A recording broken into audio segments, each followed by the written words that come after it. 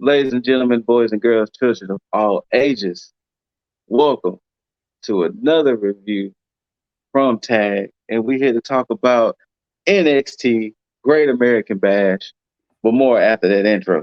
T.A.G. That's tag shit. Free fall as I die through the kaleidoscope in my mind. No rope up to climb. Gotta remind myself that I'm fine. Mama, I don't really want. Yep. Welcome to another episode of Hot Tag. Well, this is the episode where we review pay-per-views from across the wrestling universe. Tonight, it was NXT's Great American Bash, live from Austin, Texas. We had some championship matches. We had some grudge matches. And overall, it was a solid show. I'm myself, ScooterRay, a.k.a. the Great American Scoot, joined by Juggs, a.k.a. Juggernaut097. What up? A.k.a. T.A.G's Forbidden Door. And shout out to our other brethrens, Lip Dizzle and Jaeger Bombastic. Also, you can't forget that I'm Mr. Money in the Bank. You call me Mr. Money in the Bank Juggs. Yes, technically he is Money in the Bank, and as I'm currently sitting as prediction champion, what I'm saying, I got to hold on to my championship while I have the Forbidden Door here as our current Money in the Bank briefcase holder. So, things getting a little dicey. And I'm already behind the 8 ball as we speak because after tonight, Dizzle is ahead on the predictions going into SummerSlam weekend. So, but once again, Great American Bash, live from Austin, Texas. And, let's just get into it. In the pre-show, we had a match. We had Dragon Lee, Nathan Frazier, Ulyssa Leon, and Valentina Feroz versus Metaphor, the team of Jakara Jackson, Lash Legend, Oro Mensah, and Noam Dar. Give y'all that graphic there so y'all know all the names who we talking about there. Pretty solid little opener. Considering that these 8 individuals been beefing for like the last month, it makes sense that, they were going to have a premium live event match at some point. Especially now since Noam Dar still claims that he is the Heritage Cup winner, and Nathan Frazier, of course, is the rightful Heritage Cup the Heritage Cup champion. So eventually we're going to get some type of weird unification, non-unification, because technically Nathan Frazier is the real champ. So, but we had that.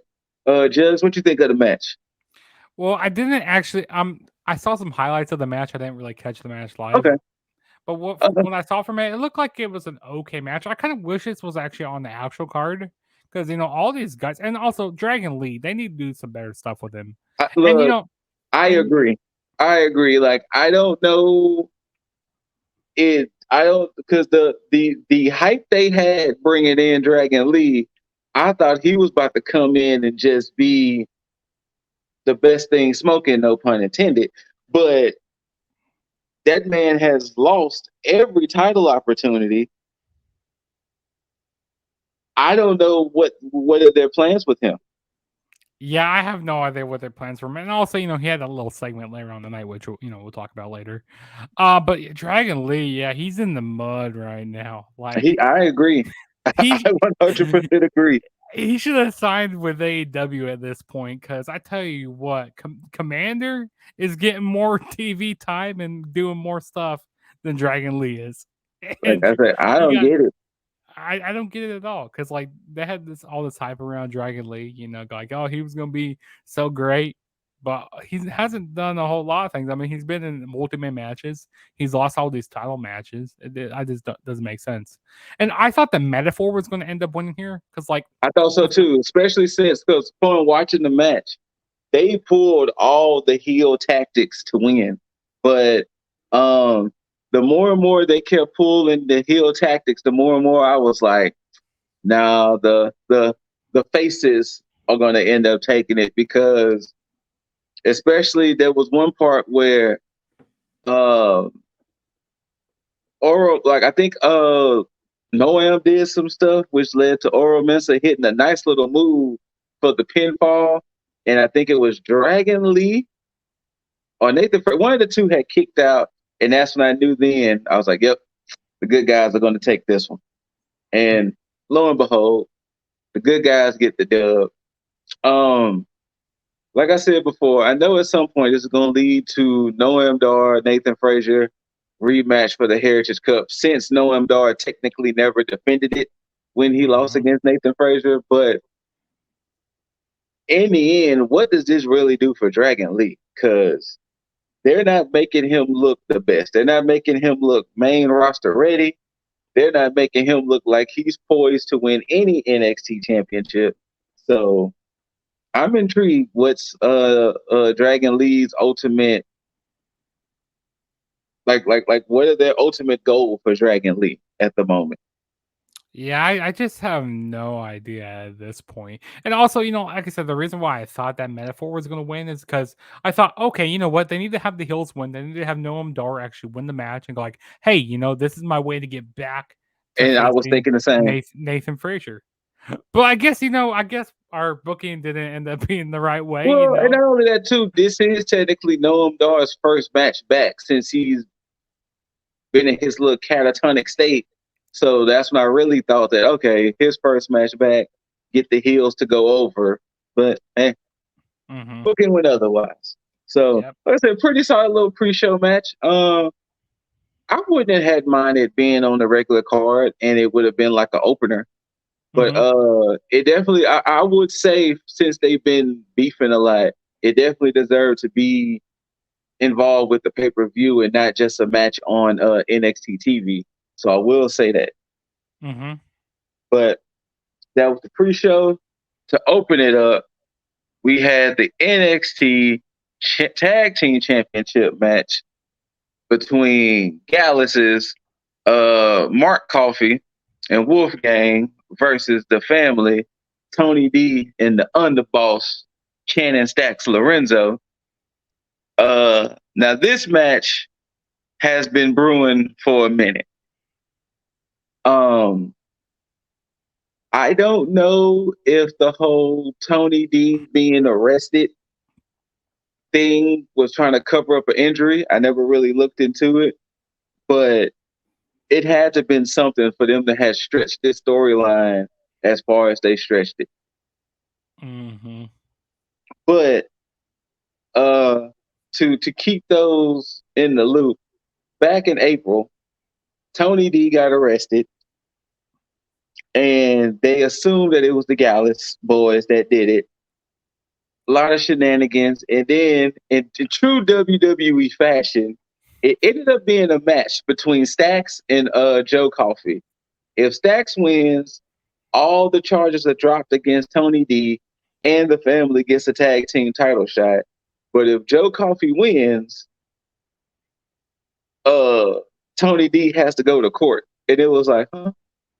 How can a match determine the legal system? Like, what you mean? Yeah, if he lost, if Stacks lost that, he was going to be in the slammer for a long time. Like, how can a match determine some legal ramifications here?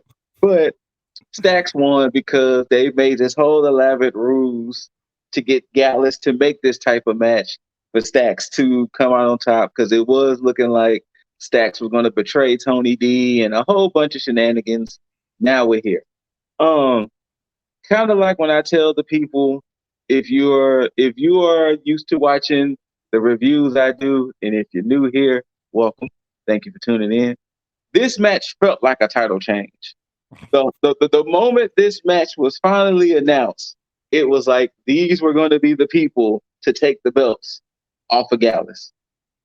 So it felt like a title change of a match. Lo and behold, it was a pretty solid match. Of course, shenanigans had to happen to where Tony D ended up hitting was it Mark Coffey with the crowbar? He ended up hitting Mark Coffey with the crowbar. Yeah. Yeah, and then of course, boom, boom, boom, new tag team champions, the family. It wasn't a bad match. It was just long overdue. That's what it was. It wasn't a bad match. It was just long overdue. But yeah, now we got new champs. Unfortunately, the Gallus boys are not on top anymore. But hey, it'll be fine. Any thoughts, Juggs, about this match? I thought it was a solid match. I definitely agree with you. It was definitely long overdue. You know, they should have won these titles back at NXT Stand and Deliver WrestleMania weekend. I agree. But yeah, because I think I did predict them to win. I think I did. Yeah, I did predict them to win because I felt like it was their time. But I kind of like this long-term storytelling, WWE booking, with having someone go to jail, it's definitely something WWE I just thought literally a one-on-one match was going to determine if somebody was going to go to trial or not. I thought that was like the funniest stipulation. Like that stipulation was to me funnier than the whole custody of Dominik Mysterio on the ladder match. You know what was funny? When they did the whole reunion thing on NXT, and everybody, all the family members, they brought out crowbars. They just carrying crowbars. They just all randomly carrying crowbars. It's like, okay, let's just do this. Yeah, Gallus goes they came out interrupting them and oh no, they came prepared. They didn't come with their guns. They came with the crowbars. But no, about the match. The match was okay. Nothing too crazy. I mean, the heels were doing their heel stuff in the match. Joe Coffey, he ended up bringing some type of bat. Maybe it was. I think it was a cricket bat. Maybe. I think that's what it was. Yeah, he ended up bringing some bat. Yeah, I think it was a cricket bat. He ended up bringing a bat into the match and trying to cheat that way. But the family ended up winning, which I'm happy for. Like I said, that was long overdue. Like this was a giving match here. Like you see this match, you see the graphic of it. Oh, you go like, oh, yeah, the family's winning. They're winning. Long overdue. Yes. Now, next match, Weapons Wild grudge match. Blair Davenport versus Texas's own Roxanne Perez. And this is where I got mad at myself because I totally forgot. Either I forgot Roxanne was from Texas or I forgot this event was in Texas. Because the moment I heard that, I was like, shit, I made the wrong pick. Yeah, as I was watching the match, I'm like, yeah, I made the wrong pick as well. Because I think the moment Roxanne came out, and I was like, oh shit, she is from Texas. Damn it. But pretty solid match.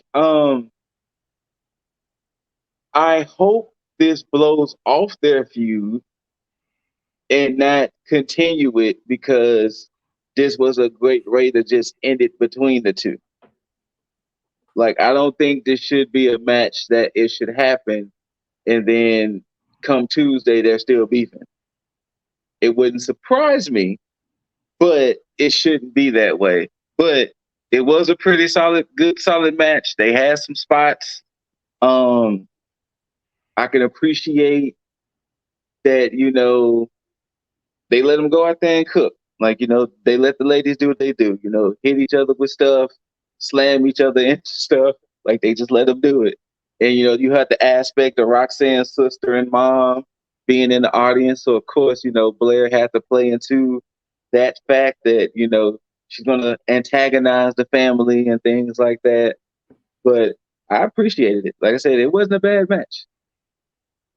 I just totally forgot Roxanne had the hometown advantage. And I was like, damn it. Yeah, I felt the same way. Like, I mean, I knew the show was in Texas. I knew that she was from Texas. Is she from Austin? Austin or Houston? I think it's Laredo. Laredo? Yeah, I think it's Laredo that they bill her from. Like, I was just thinking, WWE logic, they don't like to let the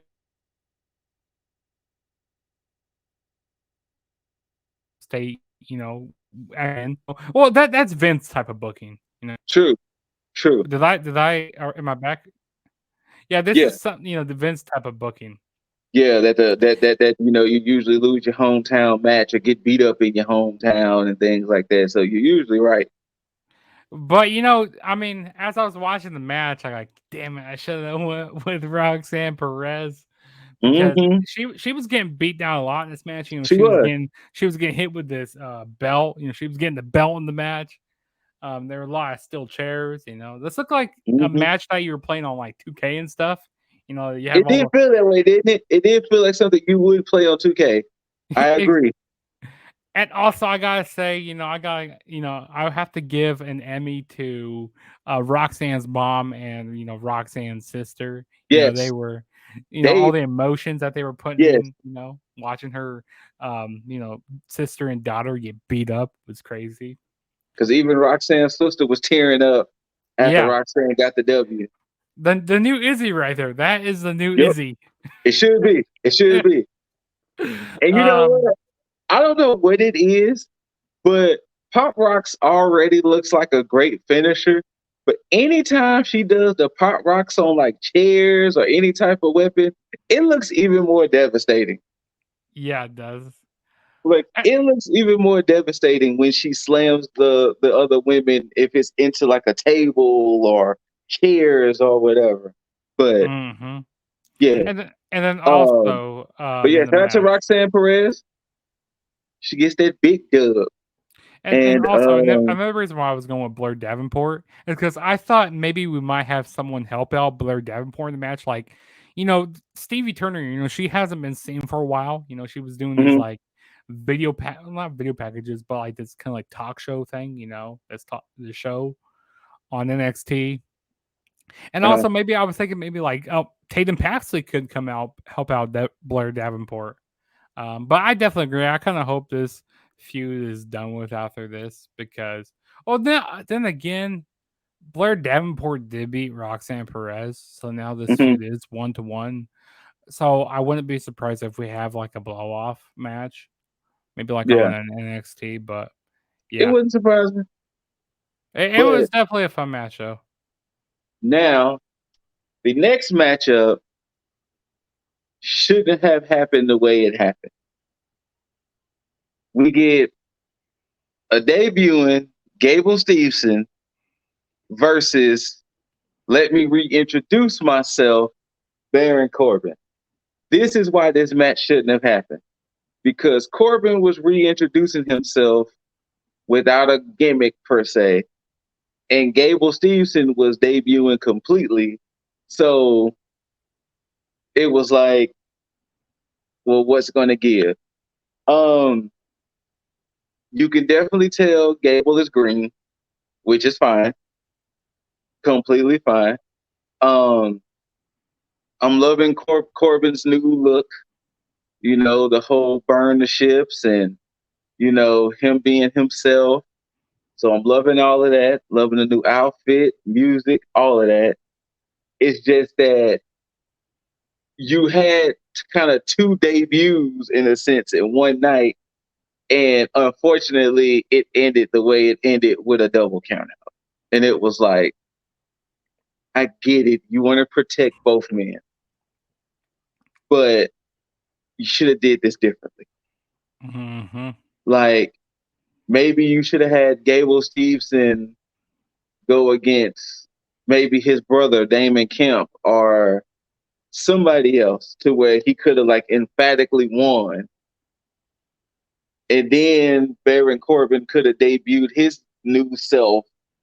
And then maybe at No Mercy in September, they could have had Gable and Corbin go at it. But to do it this way and for the crowd to and the crowd let the people know, like they were not happy that this match ended in a double count out. They were not happy. And I was just sitting there like, man, I guess.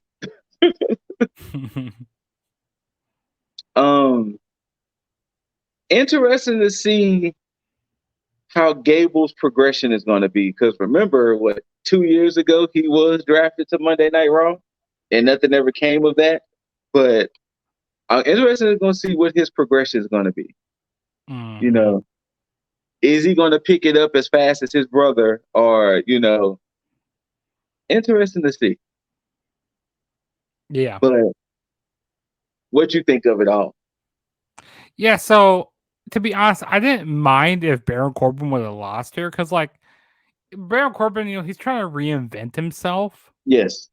So if he would have lost this, wouldn't have hurt him. Like, he could have spiraled even more. He became even more crazy. Go like, what? I can't beat this guy that's greener than goose shit. Right. Like he is pretty green. Like, I mean, he still wants to do that whole type of Olympic style of wrestling, Yes. And I get it, that he's trying to Gable Steveson, he's trying to protect Baron Corbin as best he can, even though he's Mhm. not the best looking in the ring yet. I mean, he does do some pretty nice suplexes, I gotta say Yes. that. Oh yeah, no, he got them suplexes down. He got some down, and also he needs to get better on the mic. He needs Yes. a mouthpiece for him.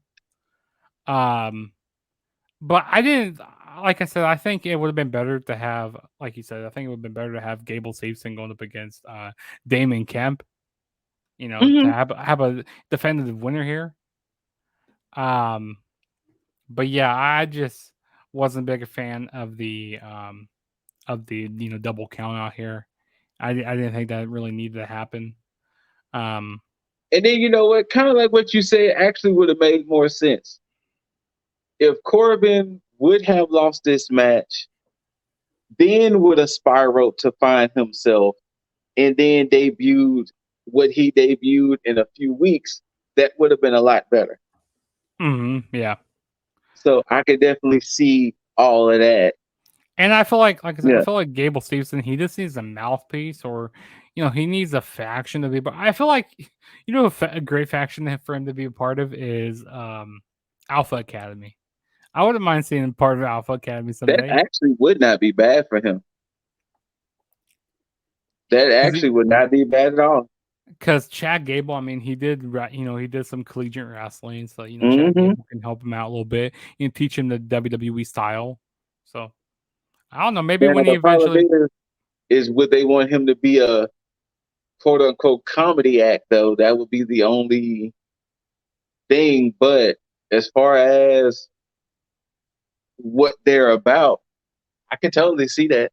Or maybe like have Kurt Angle come back and maybe help him out a little bit, give some pointers, or like Yeah. Jason Jordan or something like that. Because Jason Jordan, he does, he could be a manager for him. I don't know, but then again, he's not very good on the mic either, so that wouldn't really help True. out. So We'll see. Because like we'll I see said, what I happens. mean, like I was saying earlier, I guess we'll see how long they plan on keeping him in NXT. Yeah, exactly. See how long he you know what I'm saying, takes to cook more in that oven, in that proverbial wrestling oven. But yeah, Gabe Steveson, Barry Corbin ends in a double count out. After the double count out, they kept just beating the hell out of each other, beating the hell out of security, to finally Gable was on top. And I guess come Tuesday, we'll see what happens. Next up, North American Championship triple threat. You got the champ, Dirty Dom Mysterio, versus former champ, Wesley, versus Mustafa Ali. Mustafa already had earned his title shot. He thought he was going to go against Wesley. Last week, Wesley loses against Dominik Mysterio right around when Wesley was closing in on Carmelo Hayes' record, and he missed it by a week. So now Wes wants his belt back. And Mustafa is like, I just want the belt. Like, I deserve to be North American champ. And of course, what I thought was going to happen, of course, happened, because you can't forget the X factor of the whole match. Women's world champion, Rhea Ripley, who was the X factor in all of this. Yeah, you can't forget about Mommy out there. She's always Can't on forget top. about Mommy, because I love how the match started off at first with Dom trying to be the swarmy heel, trying to run, trying to get away, trying to make Mustafa and Wes fight each other and things like that. And they was like, nah, we're gonna beat up on you first. then eventually we'll settle things between us. And then as the time went, it did turn into a legit quote unquote triple threat match where everybody started fighting everybody. But if anything has taught me, if booked correctly, Wesley could really be a star in WWE. Mm-hmm. Wes could really be a star. Dizzle had said it before, but Wesley really has star power. If they book him correctly, especially when he gets called up to the main roster, Wesley really has that star power. I think I would definitely put Wesley on SmackDown. Maybe have him, Yes, I can be agree like with that.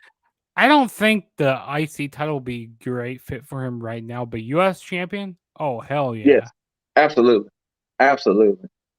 Absolutely. And I could see him trying to do the US championship the way he was trying to do it NXT, where it's like, look, all you gotta do is just ask. And you get your title match. Just ask. Mm-hmm. I ain't stingy with the title matches, but once again, like I said, the X Factor, she proved her worth because she drags Wesley at the ring, hits that man with the riptide through the announce table, throws him back in the ring. Wesley kicks out. Then, when Wesley was trying to recover, what did he get? Oh, he gets hit with the title. Yeah, he gets hit with the title, kicks out of that. He gets hit with the title. He gets hit with the women's championship with the way he lost the belt because Dom tried to use the North American championship and the ref took it away. And I'm thinking to myself, there's no disqualification. Why are you taking the title? But fine, whatever. Boom. Dom hits him with the women's championship. Blah. West kicks out.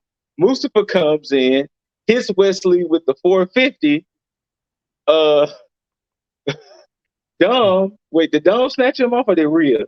Rhea pulled Mustafa out of the ring. Yeah, Rhea pulls him out. Dom looks like, oh shit, wait a minute. Jumps off the top rope with the frog splash. Boom, 1, 2, 3. And it's like, damn, West took some punishment. It took all of that for Wesley to finally just be like, all right, I'm defeated. But it was a pretty solid match. What overall did Wesley have in this match? He had like a 90 overall or something. Like he has to. Wesley has like a 95 resilience because that man can take punishment. He can take some punishment. But ultimately, Wesley falls, and of course, Dirty Dom Mysterio is still your North American champion. Sorry. Curious to see what they're gonna do going forward with Dom. How long this ride's gonna last? Curious to see. Yeah, I agree. Yeah, I thought this match was really good. I think this might be. No, this won't be match of the night for me. But no, this is up there. I mean, this was a that main event. Yeah. Wait till we get to the main event, though. That main event. But yeah, but this match was fun. You know, I like how Wesley and Mustafa Ali, you know, they targeted Dominik Mysterio throughout the match. Yes. You know, like you said, Mommy was the X Factor out here. She's gonna be the X Factor. She's always on top. You know, I knew that she was gonna be definitely playing a role in this match. Absolutely. You got to think she's gonna be in a situation. So when it comes to her, it's either gonna be she's gonna have to be banned from ringside, or it's gonna be, or they're gonna have to even out the odds some way. They're gonna have it's gonna be like an even out the odds type of situation because. As long as she's going to be there, even if we don't get Damien and Finn to show up like they did when, Dirty Dom won, but even if it's just her, they're going to have to be very creative of how she's going to not be an X Factor. Mm-hmm. So, I mean, literally, she riptied Wesley through the announce table. And the whole announce table broke. Like, that thing broke. Like, it broke. Yeah. And the thing was, she didn't take the top off, like a little piece like everybody else does. No, she just straight yanked him up, boom. through the announce table. I was like, damn. I wasn't expecting the table to break. I thought he was just gonna land on the table. I didn't I expect thought all so of that. too, but nope. She put him through it, and it was like, Well, okay, Rita then. is a strong woman. Yeah, she is. Yeah, Wesley, he took a lot of damage in He this took a lot, match. and that's why I can appreciate Wesley's star power, because it's like he could take so much punishment and still be like, nah, I'm still gonna fight. Mm-hmm. That's what I can truly appreciate with Wes. But yeah, overall, I'm happy with Dirty Dominik Mysterio, Same. retaining here. He gets so much more heat on him, because everybody wants him to lose. Yeah. But what I want to see Judgment Day with a whole bunch of gold around him. I want to too. So bad. So bad. Like, I there's would not be mad if Finn wins that belt against Seth. But the thing is, I don't want to see Damian Priest cash in right away. I don't want to see that. I want to see Me neither. more tension. I want to see this, with a slow burn of with him actually cashed in. Because I don't want to see Finn Balor have like a 24-hour run. I want to see him have a lengthy Legit run as a with the champion. title. As a champion, yes. Yes. So yeah, like I said, so I knew that Dominik Mysterio was going to be retaining here. Because I feel like when having that big picture, with all of them holding title belts and having having Damian Priest hold the Money in the Bank, that'd be pretty cool. Because I feel It would. Judgment Day is a dominant faction right now in Yes. WWE. Because the Bloodline, they're crumbling, they're crumbled. The Bloodline is in the mud. But this was fun right here, though. This was It fun. really was, and I could appreciate it. So we'll see what happens. But the next match, NXT Women's Championship submission match. You had the champ Tiffany Stratton taking on Chase U's prize student Thea Hale. This is a rematch from when Thea Hale won the Battle Royal. And when she originally went against Tiffany Stratton, there was some shenanigans where Tiffany did tap out. But from that, Tiffany retained. So Thea was like, let's run it back.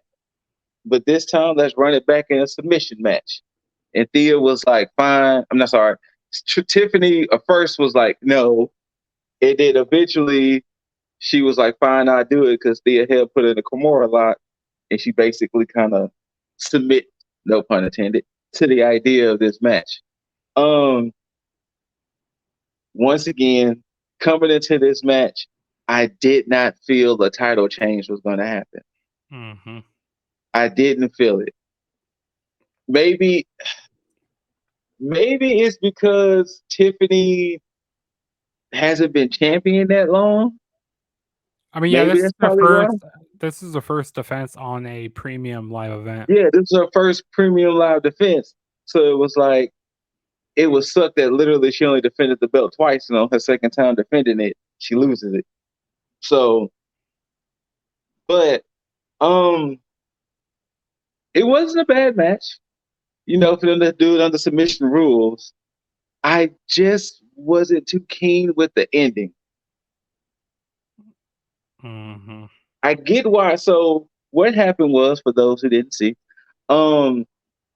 eventually it led to Thea's lower back being hurt, and Tiffany was hitting her with a bunch of Boston crabs. Then she hit her with a single leg to where she had the knee in the back. And this is where it got a little weird, because the moment Tiffany hit the move, 10 seconds later, Andre Chase throws the towel in for Thea. And it was like, she wasn't even in the move zone. Like, let her have the struggle. Like, let her. See, I would have let her, try to get to the ropes. Yeah. Or at least, have her pass out or something, rather than have the towel thrown in. Have her pass out. Or the fact that she sat in the move so long, and Andre Chase was like, okay, I can't. Then This is torture. But like, Yeah. she just locked the move on, and then Andre was like, all right, throw it in. Because even Duke was looking at him like, what are you doing? And Andre was going to Thea, and he was all just like apologetic and sad. at the fact that he had to throw in the towel for Thea Hale, but I don't know. I think they could have let Thea quote unquote suffer a little more before Andre threw the towel in. Like if that was gonna be the original finish anyway, they could have let it been to where Thea just had so much heart, but she was just going through so much pain and torture. And Andre Chase was like, "Nah, fam, I can't just see my student just be destroyed like this." You know. But hey, if anything, it made Thea look like a future star in NXT. Definitely for sure.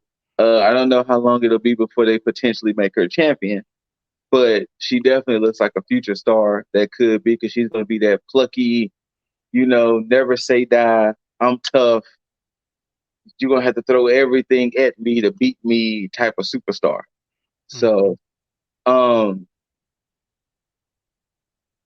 in Tiffany's case, I guess it's going to be interesting to see who's next up for Tiffany. Yeah, because it wouldn't. I mean, hell, the way it's going, it wouldn't surprise me if it ended up being Lyra Valkyria, who might be next up for Tiffany Stratton, since Lyra had the match against Rhea Ripley. Now she's going to have a match against JC Jane. It wouldn't surprise me if Lyra ends up being next up to go against Tiffany.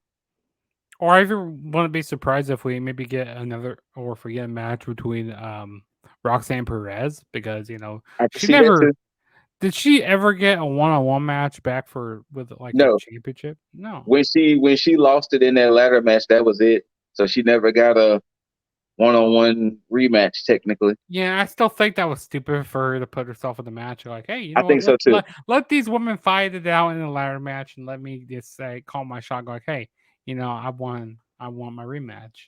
Yes, I still think that's stupid. Well, remember, she lost it in the ladder match because Indy Hartwell won.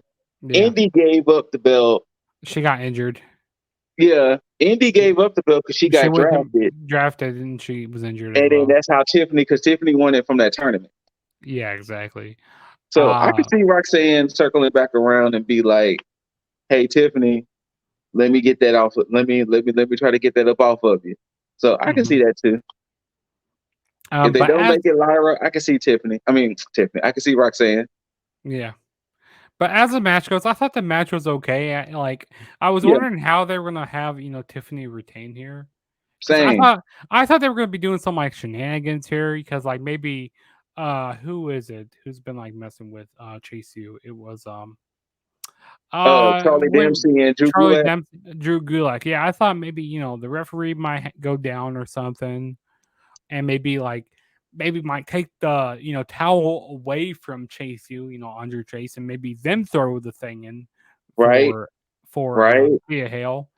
Like, oh, did you guys throw the towel in? And for Thea Hale, but no, it was that actually probably would have been a great ending, that Gulak or Dempsey would have threw a towel in, and the ref would have been like, "Wait, there's a towel here. It's a Chase U towel."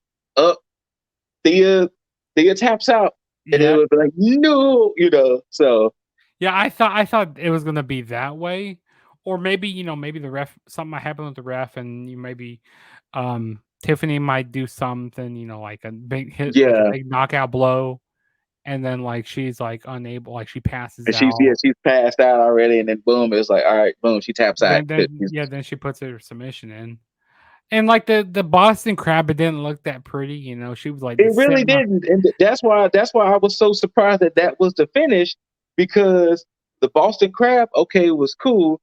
Then when she did the single leg version, I was like, yeah, she was putting her whole knee on her back. Yeah, and she was sitting on her the whole time. It just didn't look that good. Like man, it really didn't. Yeah, Hill must be in a lot of pain right now. But Tiffany Stratton, she's not much of a submission type of person. She doesn't have that repertoire. Repertoire. Yeah, there we go. But it was okay. Tiffany has been getting better in the ring. She hits that nice, beautiful moonsault in the match. Yes. She really does. The prettiest moonsault ever. Yeah, and she was looking like a Barbie in this match, Yes, she had the whole dream house and her Titantron and things like that. So yeah. Yeah, so I mean, Tiffany Stratton, she was looking pretty good here, and she had the whole cowboy hat on, So hey, it was a decent match. I just didn't like the ending as well. I would say yeah, it was just the ending. The ending was it fell a little flat. Now, but yeah, and also I didn't think it was Thea Hale's time as well to win, the championship. She still has time to grow. Too soon. Too soon. Mm-hmm. Yep. Now, main event time. NXT Championship. You got the champ, Carmelo Hayes, versus the Mad Dragon, Ilja Dragunov. Look here. These two men went out there and fought. They tore the house down. This was a banger. I didn't know what to expect, considering Ilja is such this rough and just want to beat the shit out you wrestler, compared to Carmelo, who's more of a prettier, high He's flyer, more of a flashier type of wrestler. But geez, they made this work. My God. If anything, Carmelo, I gained more respect for Carmelo to go out there and have a match to where he was willing to get the shit kicked out of him. Because his chest was just done. His chest looked like hamburger meat. It was done. But, oh my God, those guys went out there and fought. You had some great false finishes. You had it. Now, I will say this. It wouldn't have surprised me if Ilja would have won, but I knew that Carmelo was going to still remain champion because they had Carmelo go through it. He went through it. And another little tidbit I can appreciate the fact that since Melo and Trick are not as so much heels anymore, Trick doesn't interfere. Trick doesn't interfere anymore because the only thing he did today was, he was trying to prep talk. There was one part to where they was both down. He grabbed the title and he was like, Melo, this is what you fighting for. Remember, you the champ. See, I thought they were kind of planting seeds with, maybe I thought they Trick Williams. Too. Trick Williams actually cheering on Carmelo. I thought they was too. I go like, wait, is he going to turn on Melo here? Is he going to hit him with the title belt or something, or is he going to, come in there, try to, cost him the match and hit Ilja with it, and end up being like in a DQ or something? But nope, it was Ilja's own wrongdoing because he hit that damn torpedo Moscow by accident on Trick Williams, and then that's when Melo was able to get him back in the ring. Look, I'm gonna just say this: when Ilja lays it on, because when he hits his Constantine special, his little 619 through the ropes and the clothesline, that looks rough. When he hits Torpedo Moscow, that flying headbutt, that looks rough. I don't think that forearm. I don't think he has a name to it yet, but that diving forearm he does, Jesus. I thought he killed him. I thought he gave Melo a concussion. Oh my God! Because when he hit it, it was like. Because the thing is that you have to remember that diving forearm is technically not his finisher, but shit. Yeah, because there was a move that they did before, and I'm like Melo, it looked like he didn't land it the most beautifully. Yeah. I'm like, oh, he kind of like landed on his head a little bit, and then that diving forearm, I'm like, oh shit. Now that one move when Ilja tried to jump off the top rope and Melo caught him with the first 48. No, not the cutter. When he caught him with that first 48, his code breaker. Yeah. The way that coast to coast. Yeah, I know what you're talking about. The way Ilja sold that first 48, Jesus. And then, like you said too, when he tried to go for that suplex, but Melo reversed it into the cutter, it was like, my God. And then not only that, when Melo tried to go for nothing but net the first time, and Ilja caught him with that power bomb, it was like, geez, like these men are gonna. That's where that spot was at. That Yes. power bomb where he didn't land it. It looked like it didn't look like the most Oh beautiful my way. God. Yeah. Melo is going to be a sore individual tomorrow. Melo is going to be sore. He is going to be a beat up man tomorrow. But ultimately, like I said earlier, when Trick was trying to give him pep talks, Ilja jumped off the ring steps, went for Torpedo Moscow, his diving head, but he is Melo instead. Vic Joseph thinks he might have clipped the title as well. Who knows? Ilja gets back in the ring. Melo hits nothing but net. 1, 2, 3. Carmelo Hayes stays your champ. That match was rough.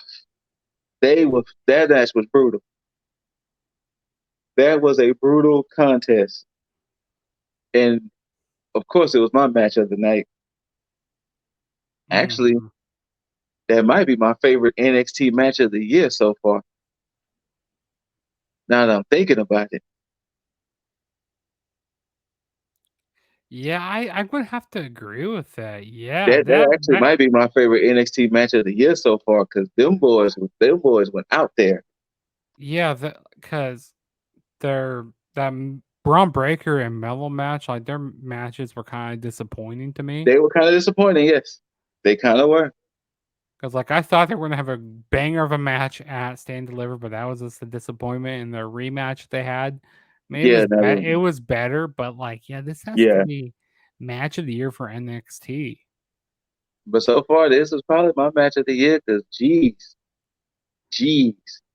But yeah, it was a very brutal and physical match. And if you had any reason to doubt Carmelo, he proved tonight why he is the NXT champ. He proved why he is him. Interesting to see what happens next. Interesting to see if Ilja wants another shot. Because, they kind of had that moment where Ilja was still staring at them like, I still want that belt, fam.